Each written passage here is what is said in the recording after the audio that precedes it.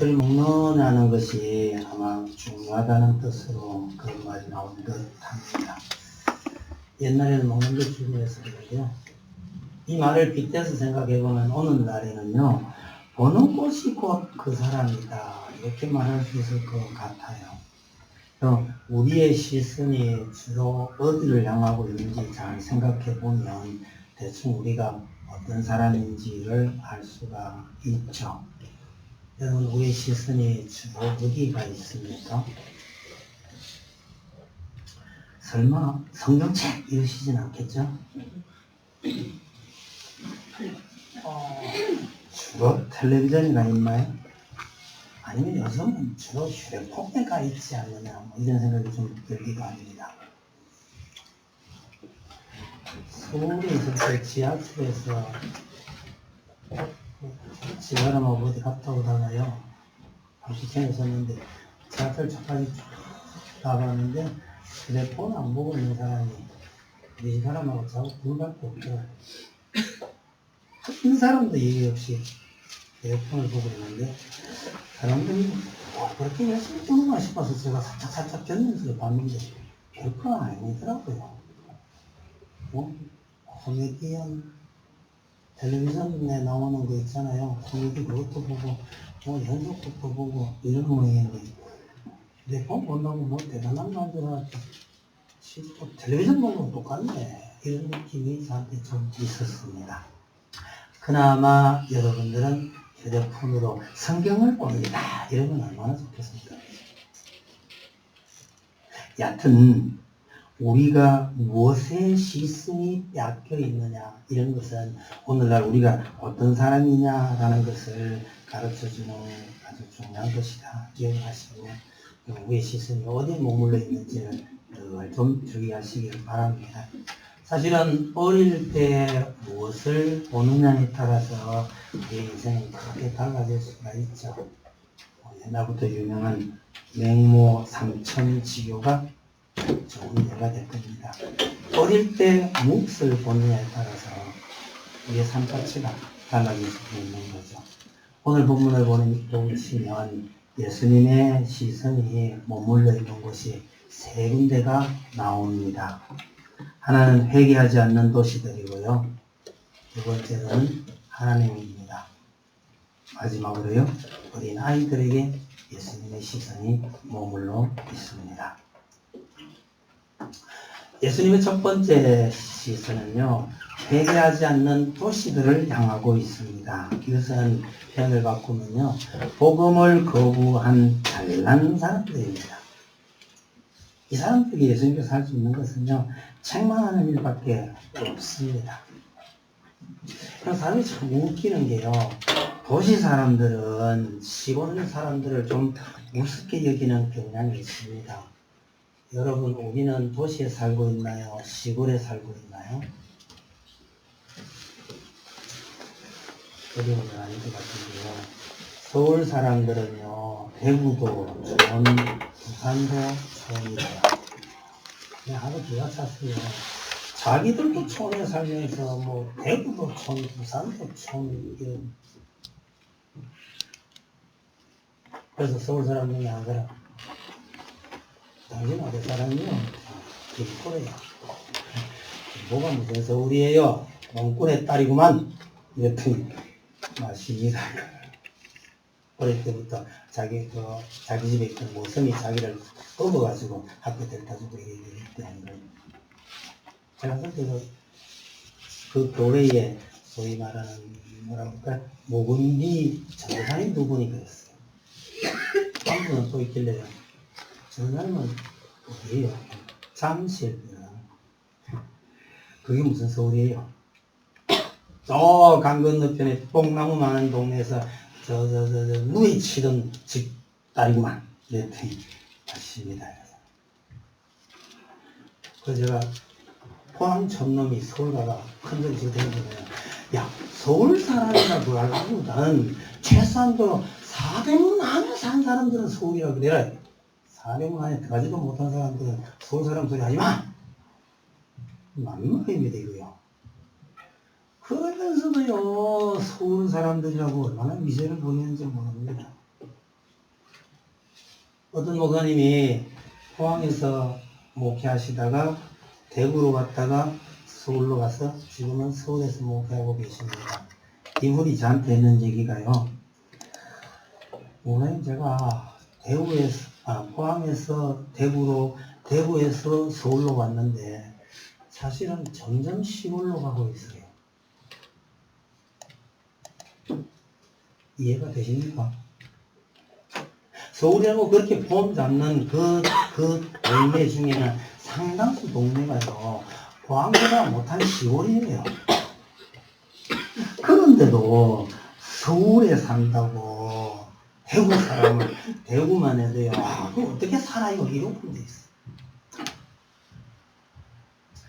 세상은 촌보다 더한 곳에 살면서도 서울에 살고 있다고요. 자부심만 이렇게 불어있는 사람들이 의외로 참 많습니다. 자기 스스로 잘났다고 생각하는 사람들이 어쩌면 이와 비슷할는지 모릅니다. 예수님께서 그러셔요. 특별히 권능을 많이 행한 고울들이 예수님께 더 냉담했더라. 이게 고라신이고 베세다였다는 거예요.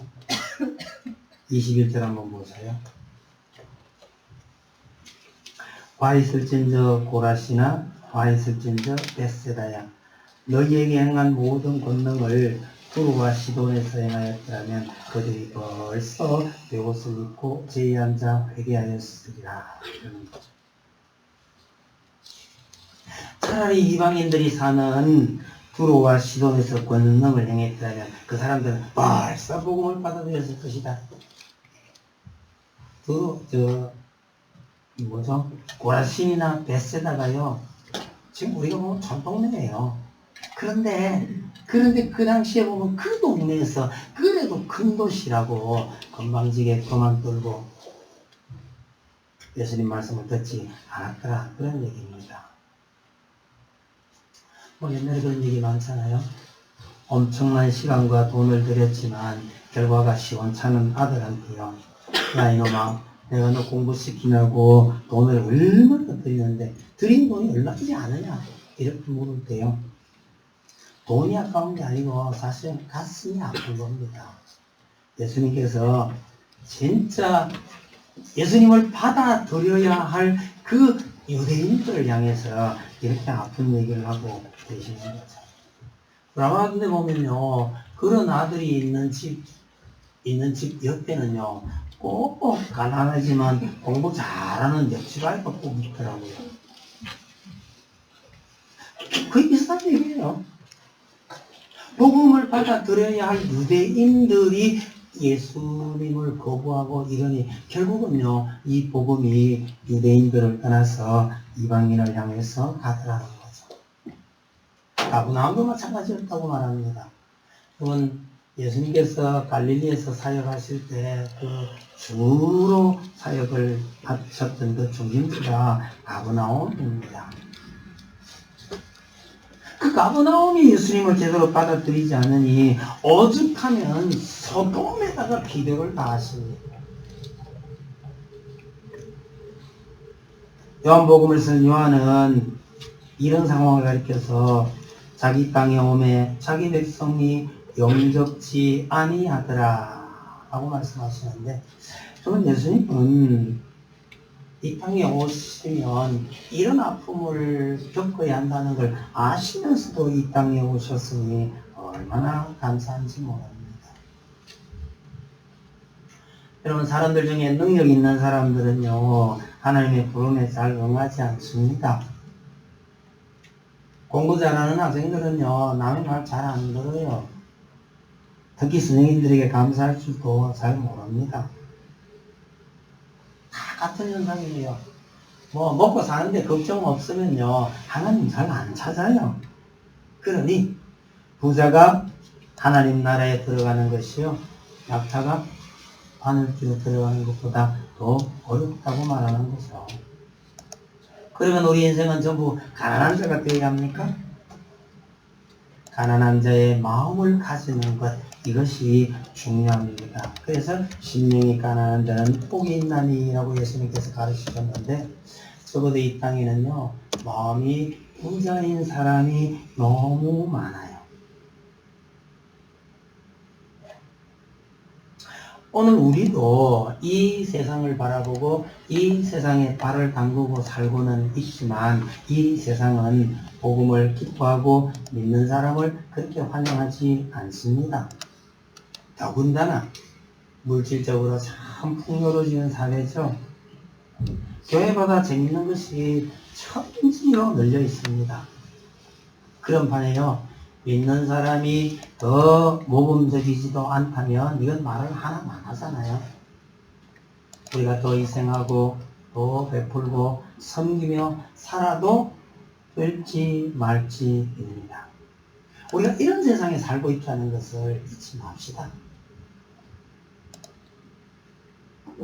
예수님이 오셨어도 그렇게 쉽게 복음을 받아들이지 않고 문을 열지 않았던 이들인데, 오늘 우리가 말씀대로 산다고 애써도 사람들이 받아주기가 쉽지 않은 이런 시대에 우리가 살고 있다는 것을 잊지 마시기 바랍니다. 예수님의 시선이 하나님을 향해서 움직입니다. 25절 보셔요. 그때 예수께서 대답하여 이르시되 천지의 주제이신 아버지여, 이것을 슬기롭고 지혜롭고 슬기 있는 자들에게는 숨기시고 어린아이들에게는 나타내심을 감사하나이다. 벌써이다. 이렇게 된 것이 아버지의 뜻입니다. 이러시죠. 근데 이 말씀을 시작하면서 예수께서 대답하여 이르시되 라고 말합니다. 이 말은 안 나타나 있지만 성부 하나님께서 뭐라고 하셨으니 예수님께서 대답하셨다. 이런 뜻이 되죠. 예수님의 이 답변을 보고 추측을 한다면 하나님께서 이렇게 말씀하신 듯합니다. 복음을 지혜롭고 슬기 있는 자들에게는 숨기고 어린아이들에게는 나타내는 것이 나의 뜻이다. 이렇게 말씀하신 것 같아요. 그런데 예수님께서도 하나님 아버지의 이 뜻에 동의하시면서 감격하시는 겁니다. 그렇게 많은 사랑을 베풀었던 그 도시들, 그 잘난 사람들을 쳐다보면 실망스러울 수밖에 없는데 시선을 돌려 하나님을 바라보니 정말 감격스럽더라는 겁니다. 여러분, 참된 기쁨은 하나님을 바라볼 때 가능한 것입니다. 오늘날 우리 세상에 정말 좋은 거 많잖아요. 완전히 무시하라는 뜻은 아니지만 진정한 기쁨은요, 하나님을 바라보는 데서 가능하다는 사실을 잊지 마시길 바랍니다. 예수님께서 그렇게 말씀하셔요. 세상에서 예수님을 알아봐주는 사람이 한 사람도 없어요. 설마 한 사람도 없었겠느냐 말은요. 어쨌든 예수님 말씀은 그래요. 아버지 외에는 아들을 아는 자가 없다는 거예요. 사람들을 바라보면 이렇게 할 수밖에 없더라는 겁니다. 당시 사람들이 예수님의 능력에 대해서 감탄하고 놀랐지만 예수님이요, 자신이 하나님의 아들이라고 하는 것에 대해서는 정말 싫어했습니다. 위대한 랍비라면 오케이. 그런데 메시아라고 하는 건 NO! 어디라는 거예요.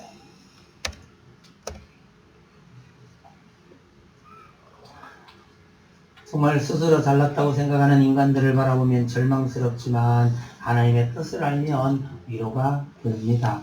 하나님의 뜻을 찾고 하나님을 배우고 하나님을 사랑을 깨닫는 이것이 우리 삶의 원동력이요 열심히 살아갈 이유가 되는 겁니다. 그 외에 다른 어떤 것에 희망을 걸고 살다 보면 때로는 순식간에 무너지기도 합니다. 그럼 우리가 하나님을 바라볼 때, 그리고 하나님의 뜻을 잘 깨달아 알 때에 우리 자신의 존재 의의와 우리가 무엇을 해야 될고 무엇을 하며 살아야 할지를 분명하게 깨닫게 됩니다. 하나님은 어떻게 봅니까? 사람을 볼 것이 아니라 그 사람을 통해서 역사하시는 하나님을 봐야 합니다. 사람을 볼 것이 아니라 그 사람 뒤에서 역사하시는 하나님을 살필 줄 알아야 합니다. 우리가 성경을 읽을 때도 그렇잖아요. 아담이 어떻고 아브라함이 어떻고 그게 아니고요. 우리가 읽기는 아담을 읽고 아브라함을 읽어도 그 아담을 통해서 역사하시는 하나님, 그 아담을 찾아오시는 하나님이 어떤 분이신지를 아는 것이 중요합니다. 자연현상도 마찬가지요. 사람들을 접할 때도요. 이 사람을 통해서 역사하시는 하나님이 어떤 분이신지를 볼 수 있어야 그게 제대로 세상을 보는 겁니다. 사람의 눈은 보이지 않지만 하나님께서 자기 백성들 위해서 역사하시는 이런 예는 굉장히 많습니다. 때로는 개인적으로 하나님께서 역사하시는 그 손길도 느낄 수 있어야 합니다. 야곱이 고향집으로 돌아올 때요. 정말 앞에 다가오는 형님이 얼마나 두려웠는지 모릅니다. 그때 하나님께서요. 눈에 보이지 않는 하나님의 군대가 그와 함께 동행하고 있음을 얼핏 보여준 적이 있습니다. 눈에 보이지 않아도 눈에 보이는 것은 400명을 이끌고 오는 자기 형님, 그게 두려운데 하나님께서 두려워하지 말아라. 너와 동행하고 있는 하나님의 군대가 있다는 것을 잠시 보여주셨습니다. 안 보이는 하나님의 군대를 볼 수 있어야 한다는 얘기잖아요. 엘리사의 사환이 새벽에 일어나서 선생님이 큰일 났습니다. 아람 군대가 성을 다 포위했습니다. 할 때 엘리사가 기도합니다. 하나님, 이 어리석은 사환에게 하나님의 불표를 보여주옵소서.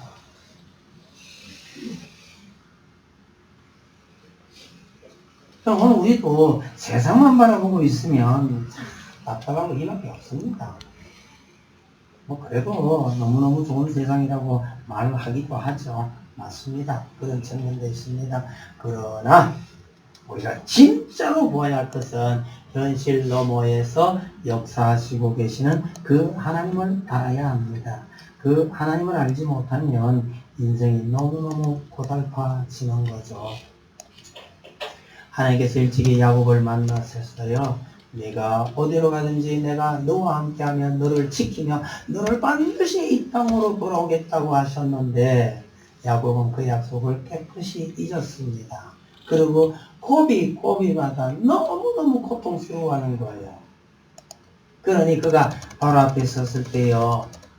내 나이가 겨우 130 얼마 안 됩니다마는 참으로 험악한 세월을 보내는 나이다 라고 그렇게 말하는 거예요.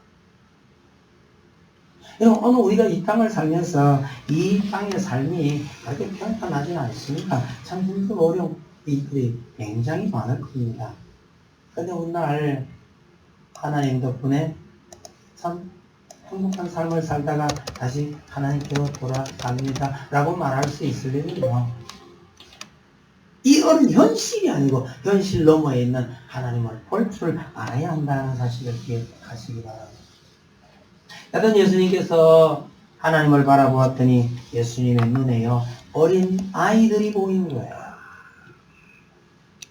그 어린 아이들과 밑에 나오는 수고하고 무거운 짐승자들은 사실은 같은 의미입니다. 왜 어린 아이들이 보입니까? 하나님께서 이 어린 아이들에게 하나님의 뜻을 나타내시고 하나님을 알게 하셨다는 겁니다. 잘난 사람들 다 놔두고요. 왜 하나님께서는 그 잘난 인간들 놔두고 아무것도 모르는 철부지 어린아이들에게 복음을 보여주실까요? 이유는 우리가 잘 모르겠습니다. 그러나 예수님도 아버지의 뜻을 따라 이런 자를 부르셨다는 것은 확실합니다. 기독교 복음의 특징 중에 가장 중요한 특징 중에 하나가 이겁니다. 잘난 사람, 능력 있는 사람 다 놔두고요. 어린아이들을 하나님께서 부르셨다는 겁니다. 여러분, 사람들이 사람을 선택하는 기준을 한번 생각해 보십시다. 학교는 뭐 보고 학생 골라요? 한마디로 점수죠. 회사는 뭐 보고 사람 뽑는지 모르겠어요. 경력이나 능력이나 이런 거 보죠. 인물도 보나요? 보는 데가 있는 것 같아요. 착한 사람 뽑나요? 그건 아닌지도 몰라요. 제가 고등학교 시절에요, 우리 교회에 사업하시는 장로님이 계셨는데, 이 장로님이 어느 날 무심코 툭 던진 한마디가 제겐 참 충격적으로 다가왔습니다. 그 교회에요, 정말 믿음 좋고 공부 잘하고 신실한 애가 있었는데, 저런 애들은 우리 집 사윗감은 아니야, 이러더라고요.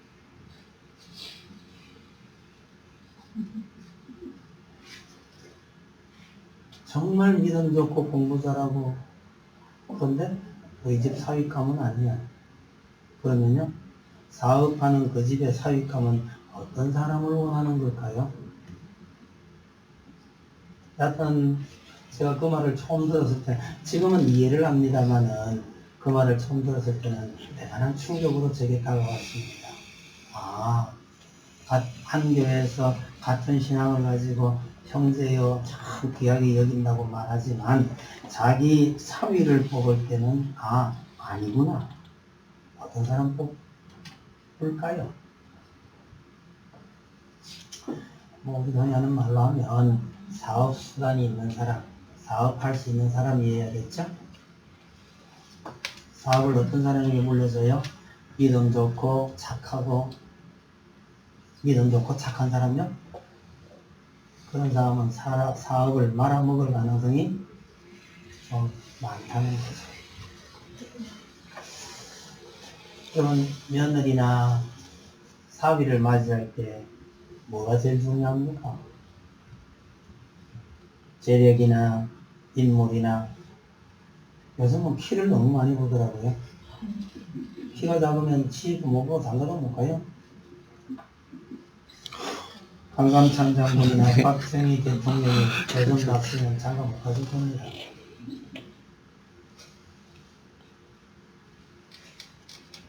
신앙 보고요? 여러분, 이게 진짜 고민해야 될 문제입니다. 진짜 고민해야 될 문제입니다. 사람들은요, 기준이 무엇이 됐든 다른 사람보다는 잘나야 되고 뭔가 뛰어나야 합니다. 그런데 하나님께서 천국 시민을 뽑겠다는 거예요. 무슨 기준을 가지고 부르시면 우리에게 좀 유리하나요?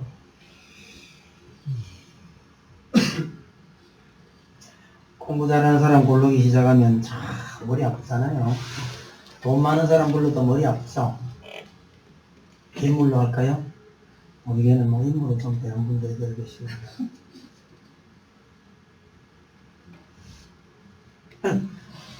이거하고 아무 관계없는 어린아이를 부르셨다는 것이 얼마나 감사한 일인지 모릅니다.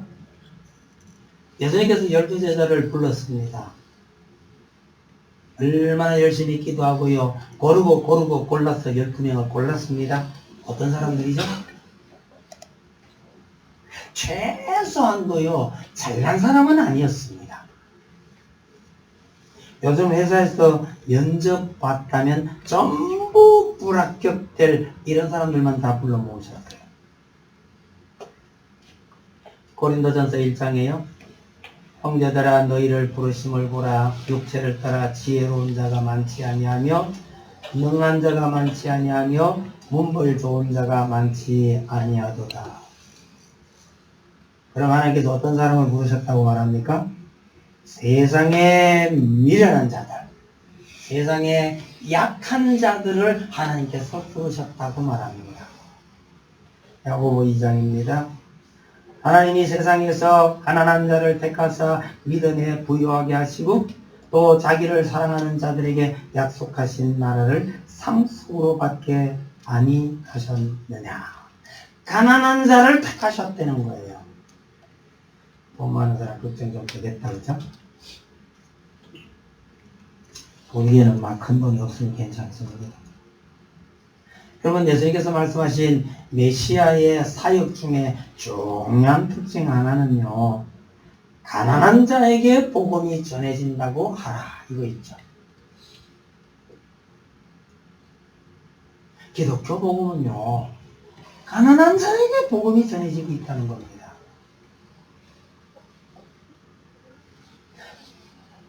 예수님께서 그러고 싶어 그러신 게 아니고요. 원래 하나님께서 그러셨기 때문에 예수님께서 그 하나님의 뜻을 따라 그러고 계시는 거예요. 하나님께서 아브라함과 그 후손 이스라엘을 선택하신 기준이 뭐죠?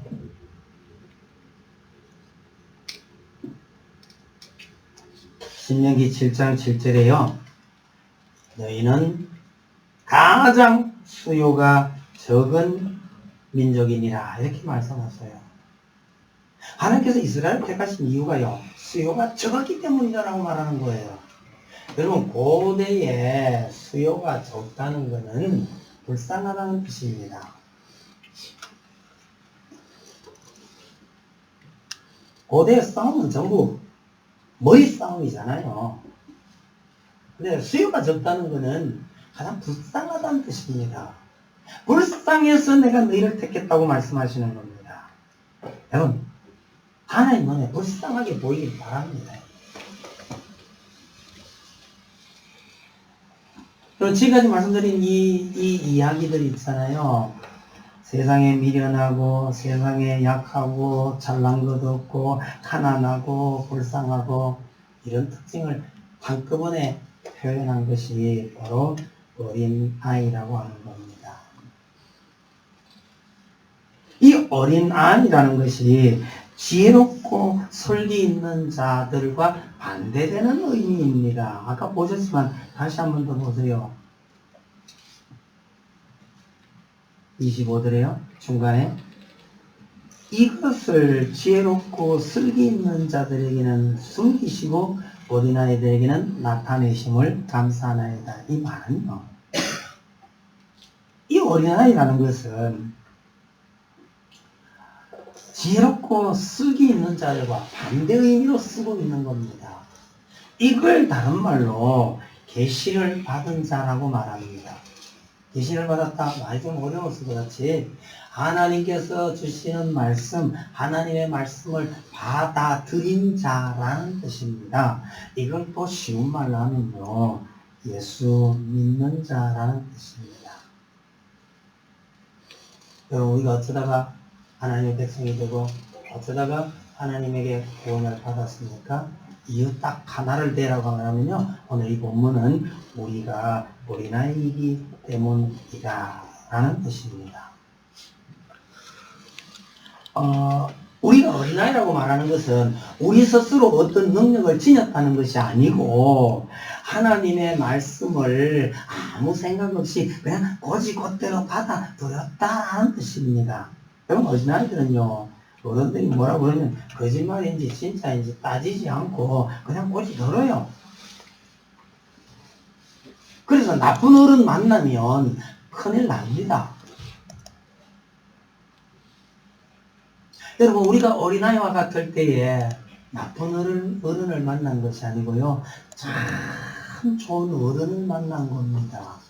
그분이 찾아오셔서 내가 하나님이다, 내가 너희를 위해서 내 독생자를 희생시켰다, 믿을래?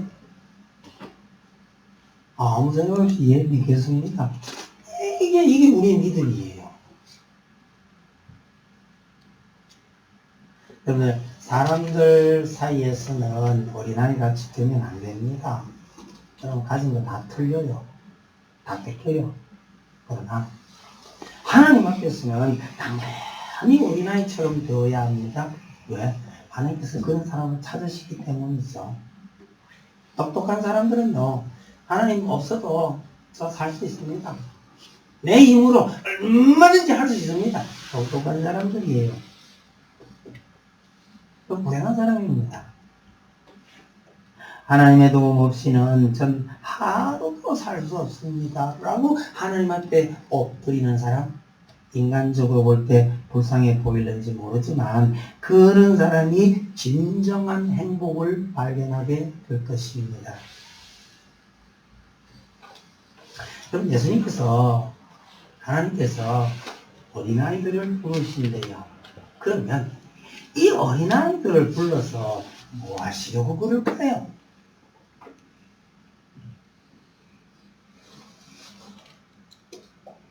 아무런 능력 없는 애들 불러서 뭐 하실까요? 여러분, 일 시킬까요? 돈 벌어오라고 내보내겠어요?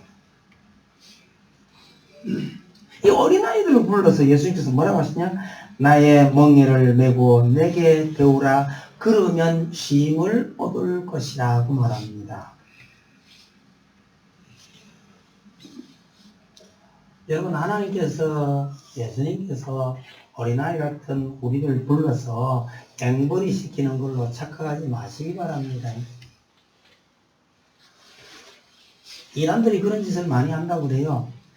사람들을 불러 모아가지고요, 온갖 노동력 착취 다 하고 재산 다 갈취하고.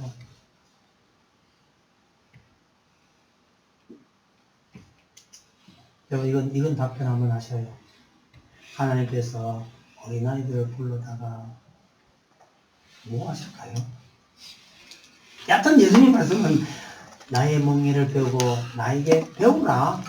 그러면 쉼을 얻을 것이다. 이걸 어린아이의 말로 고치면요,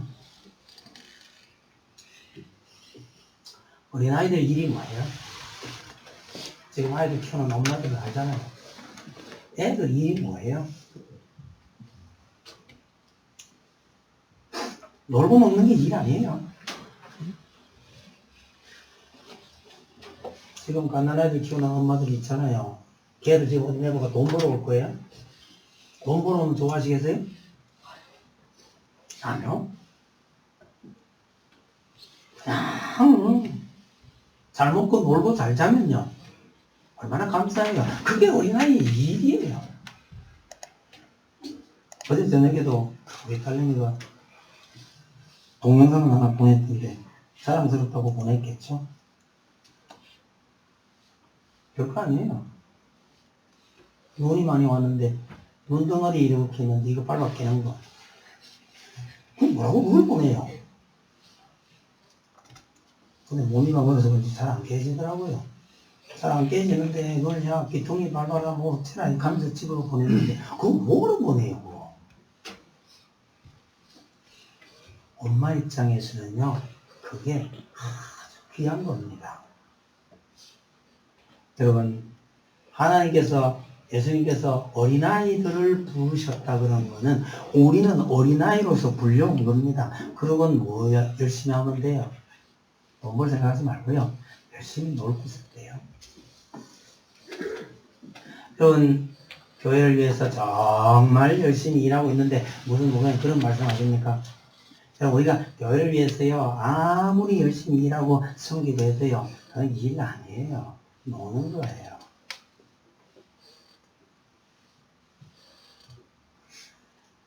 가끔은 우리 집사님들이 목사님이 제일 부럽다 이러시대요. 설교 준비 한번 해보실래요? 얼마나 힘든가? 학교 선생님하고 제일 다른 점, 한 10년 지나니까요, 교재 연구할 게 없더라고요.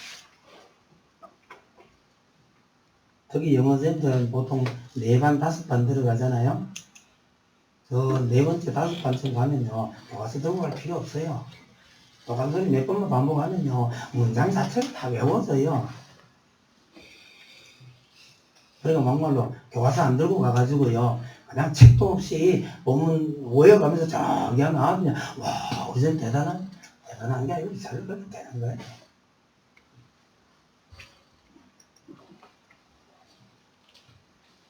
미안한데 선생님들 흉보는 건 아닌데, 설교를 하다 보니까 단점이 뭐예요? 딱 한 번 하면 그걸로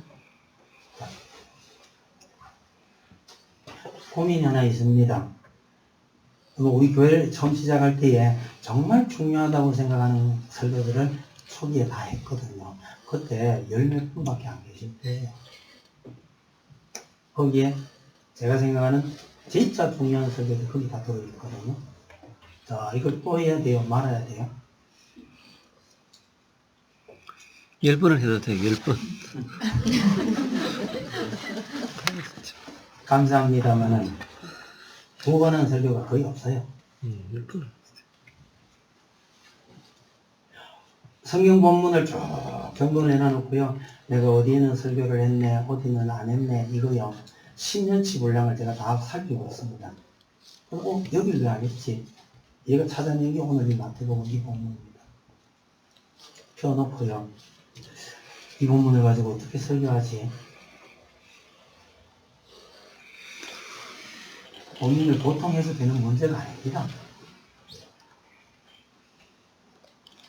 그럼 고생 얼마나 많이 하냐고요? 미안합니다. 개인적으로는요. 하나님 정말 재밌는 놀잇감을 주셔서 감사합니다. 한편으로는 또 그래요. 오브리가 주일날 탈이 안 나도록 하려고 제가 긴장을 얼마나 했는지 모릅니다. 아무것도 안 한다. 잠만 잔다. 말도 안 한다. 많이 회복하라고 애쓴 게 요겁니다. 잠만 자면서요. 가뜩이나 새벽에 3시, 4시 되면 깨는데요.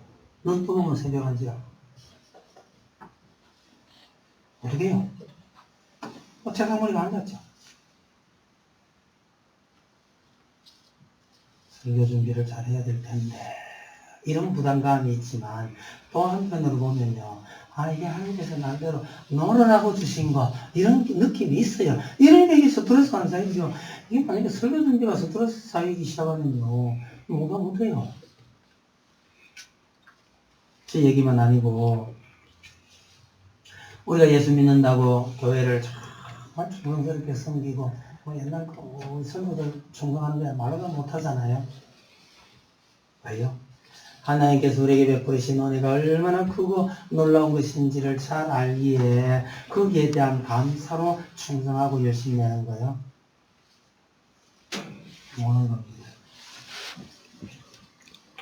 여러분 아이들이 얼마나 열심히 노는지 아세요? 그래서 말이 있잖아요. 아이들 놀기 바빠서 똥 사는 줄도 모른다 그러죠. 노는 게 얼마나 바쁘던지요. 나중에 보니까 세상에 똥 사놓고 있더라. 그런 얘기 아닙니까? 우리 그리스도인의 삶이 그런 삶이다라는 걸 보여주는 겁니다. 이게 행복한 거예요. 혹시라도 말이죠. 혹시라도 교회 때문에 너무 힘들다. 예수 믿는 게 너무 힘들다. 이러시면요. 그 힘든 일 너무 하지 마세요. 줄이세요. 우리 교회에서 이런 소리 하기 좀 미안해요. 일주일에 주일날 한 밖에 안 나오는데, 거기서 하면 보통 새벽기도 나오고, 뭐 수요일 나오고, 금요일 나오고, 한 나오면 내가 이런 말 해도 시인 갈 건데, 좀 그렇긴 해요. 그러나, 왜 나오는 것만이 문제가 아니라, 우리가 이 땅에서 그리스도인답게 살려고 애쓰다 보면 이런저런 어려움과 힘든 일 다 있잖아요. 그것조차 힘들고 어렵지만, 하나님께서 내게 주신 은혜를 내가 누리는 것이다 라는 즐거움을 가지고 계시길 바랍니다. 여러분 잘 아시는 대로 이스라엘의 멍에는 우리나라 멍에하고 좀 다르잖아요. 우리나라 멍에는 소가 한 마리가 혼자 매잖아요. 이스라엘의 멍에는 T자 형태입니다. T자 형태가 돼가지고 소가 2마리가 덤벼요. 2마리가 양쪽에서 한 멍에를 쓰고 2마리가 쌍두마차네요. 그렇게 끌고 갑니다. 예수님께서요. 내 멍에를 메고 라는 것은 나하고 같이 멍에를 매자는 거예요. 의미 없는데. 그냥 따라하면 돼요. 무거운 부분은요. 예수님께서 끌고 가시는 겁니다. 힘 없는 나는요. 그냥 보조 맞춰서 설렁설렁 가기만 하면 되는 겁니다. 예수님께서 말씀하시는 멍에가 이런 거예요. 예수님께서 내 멍에를 지라고 말씀하시는 것은 너가 져야 할 그 짐을 내가 지고 가겠다라는 뜻입니다. 여러분 예수님께서 가르치시는 대로 하나님을 사랑하고 형제를 섬기는 인생은 그렇게 무거운 인생이 아닙니다. 지금 말해서 인생은요, 산 넘어 산이요, 끝나지 않는 고난의 연속입니다.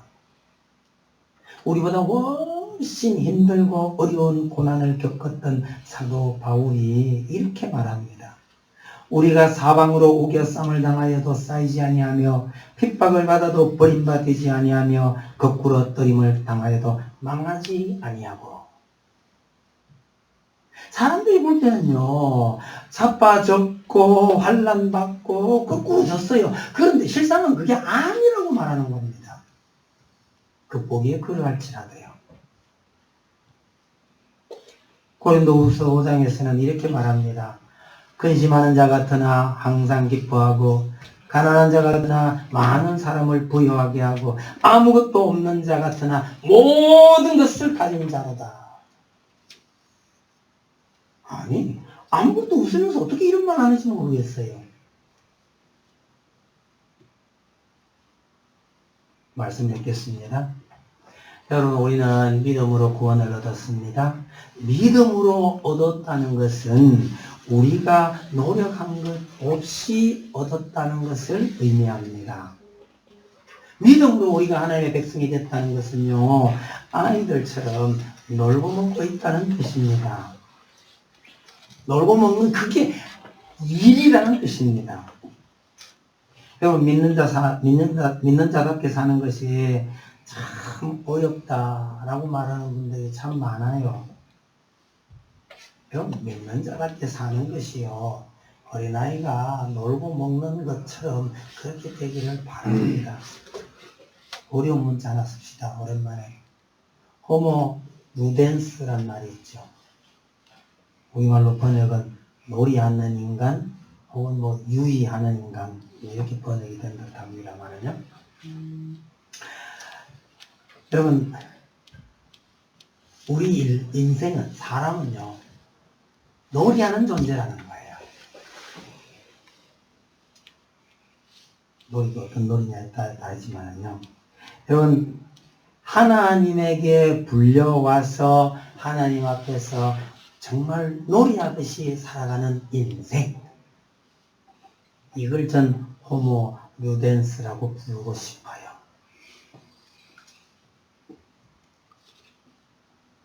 우리 모두가 그런 인생이 되기를 바라는 겁니다. 돋보기에는 뭐 별거 없는 것 같고, 불쌍해 보이고, 힘도 없고, 그런 것 같아 보여도요, 정말 하나님의 은혜 가운데서 하나님의 뜻을 따라 살아가는 사람은요, 그 속에 정말 복을 품고 살아가는 사람들입니다. 이것이 실제로 우리의 복이 되기를 바랍니다. 또한 행복한 한 주간 지내고 오셔요. 찬송드립시다. 520